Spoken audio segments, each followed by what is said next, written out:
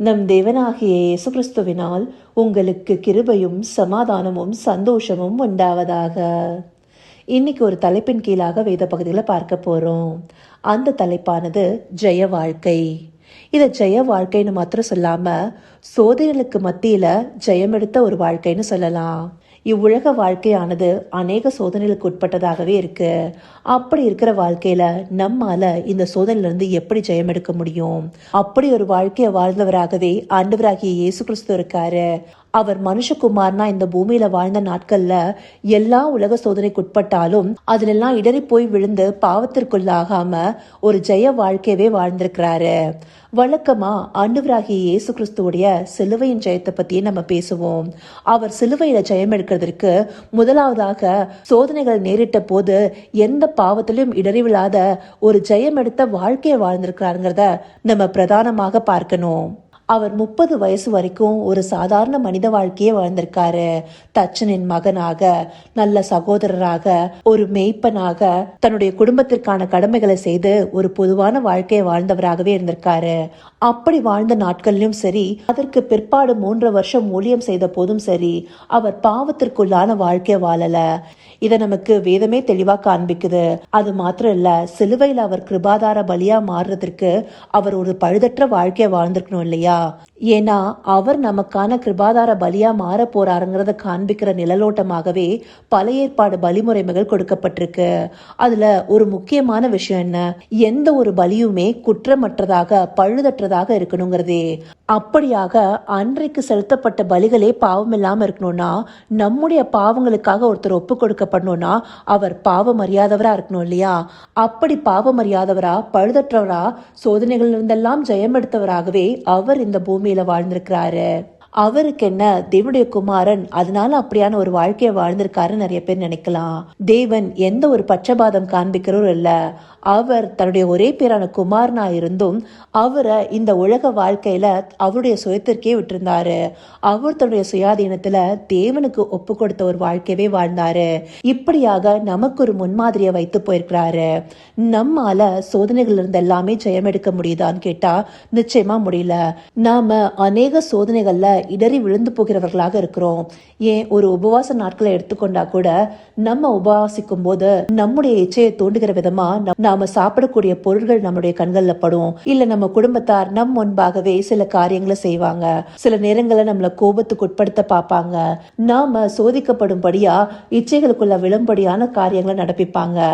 ஆனா ஆண்டவராகிய இயேசு கிறிஸ்து எல்லா நேரங்களிலுமே பிதாவை பற்றி கொண்டு ஒரு ஜெயம் எடுத்த வாழ்க்கையவே வாழ்ந்திருக்கிறாரு. நாம நேத்து பார்த்த பகுதியில கூட பிசாசுனால சோதிக்கப்படுவதற்கு ஆவியானவரே ஆண்டவராகிய இயேசு கிறிஸ்துவ வனாந்திரத்துல கொண்டு போய் விட்டார்னு சொல்லப்பட்டிருக்கு. அந்த பகுதியை லூக்கா எழுதின சுவிசேஷம் 4வது அதிகாரம் 2வது வசனத்துல வாசிக்கும் போது 40 நாள் பிசாசினால் சோதிக்கப்பட்டார். அந்த நாட்களில் அவர் ஒன்றும் புசியாதிருந்தார். அந்த நாட்கள் முடிந்த பின்பு அவருக்கு பசி உண்டாயிற்று. அப்ப 40 நாள் அவர் இருந்த உபவாசத்தின் போது அநேக சோதனைகளுக்கு உட்படுத்தப்பட்டிருக்கிறாரு. அப்படி இருந்தும் அதிலிருந்தும் அவர் ஜெயம் எடுத்தவராகவே இருக்கிறாரு. இப்படி அவர் மனுஷகுமாரனா வாழ்ந்த போது எல்லா விதத்திலையும் சோதிக்கப்பட்டவராகவே இருக்காரு. அதனால்தான் எபிரேயர் 4வது அதிகாரம் 15வது வசனம் சொல்லுது, எல்லா விதத்திலும் நம்மை போல் சோதிக்கப்பட்டும் பாவம் இல்லாதவரா இருக்கிற பிரதான ஆசாரியரே நமக்கு இருக்கிறார். அப்படி எல்லா விதத்திலையும் சோதிக்கப்பட்டாலும் தன்னை பாவம் இல்லாமல் காத்து கொண்டவராக அவர் இருக்கிறாரு. அதனால்தான் 2 கொரிந்தியர் 5வது அதிகாரம் 21வது வசனம் சொல்லுது, நாம் அவருக்குள் தேவனுடைய நீதியாகும்படிக்கு பாவமறியாத அவரை நமக்காக பாவமாக்கினார்னு. அது மாத்திரம் இல்ல, 1 யோவான் 3வது அதிகாரம் 5வது வசனம் பின்பாதி சொல்லுது, அவரிடத்தில் பாவம் இல்லைன்னு. 1 பேதுரு 2வது அதிகாரம் 22வது வசனம் சொல்லுது, அவர் பாவம் செய்யவில்லை, அவருடைய வாயிலே வஞ்சனை காணப்படவும் இல்லை. அந்தபடியாக வாயின் வார்த்தைகள்னாலும் அவர் பாவம் செய்யாம இருந்திருக்கிறாரு. யோவான் 8வது அதிகாரம் 46வது வசனத்துல ஆண்டவராகிய இயேசு கிறிஸ்துவே கேட்கிறாரு, என்னிடத்தில் பாவம் உண்டென்று உங்களில் யார் என்னை குற்றப்படுத்தக்கூடும்னு சொல்லி. அப்படியாக சத்தியத்தை கை கொண்டவராக தேவன் பேர்ல சோதனைகளை பட்டுதலா இருந்து அவருடைய சித்தத்திற்கு தம்மை முழுவதுமாக ஒப்பு கொடுத்து கீழ்ப்படிந்த ஒரு வாழ்க்கையவே அவர் வாழ்ந்திருக்காரு. மரண பரியந்தமும் தம்மை தாழ்த்தினார்னு சொல்லிட்டு வேத வசனமே நமக்கு சொல்லுது. அந்தப்படியான ஒரு வாழ்க்கையை வாழ்ந்து நமக்கு முன்மாதிரியா ஆண்டவராகிய இயேசு கிறிஸ்து வைத்து போயிருக்கிறாரு. அவரை முன்மாதிரியா எடுத்துக்கொண்டாலும் நம்முடைய சுயத்தினால இந்த சோதனைகள் இருந்தெல்லாம் நம்மளால ஜெயம் எடுக்க முடியாது. அதனாலேயே துணையாளராகிய பரிசுத்த ஆவியானவரை நமக்கு கொடுத்திருக்கிறாரு. அவர் மூலமாக நாம இந்த சோதனைகள் இருந்தெல்லாம் ஜெயம் எடுத்து பாவமில்லாத ஒரு வாழ்க்கையை வாழுங்கிறதே தேவன் எதிர்பார்க்கிறாரு.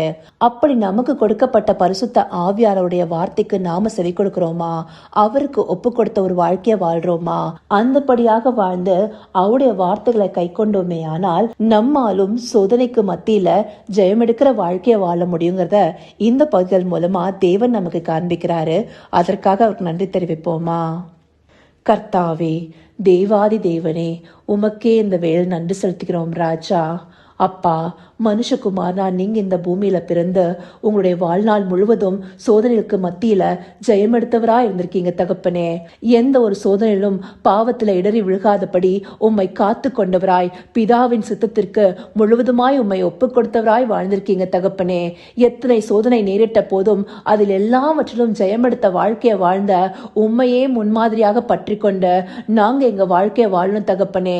எங்களுடைய சுயத்தினால் அதை வாழ முடியாதுன்னு தெரிஞ்சு பரிசுத்த ஆவியானவருடைய துணையும் எங்களுக்காய் சேர்த்திருக்கீங்க தகப்பனே.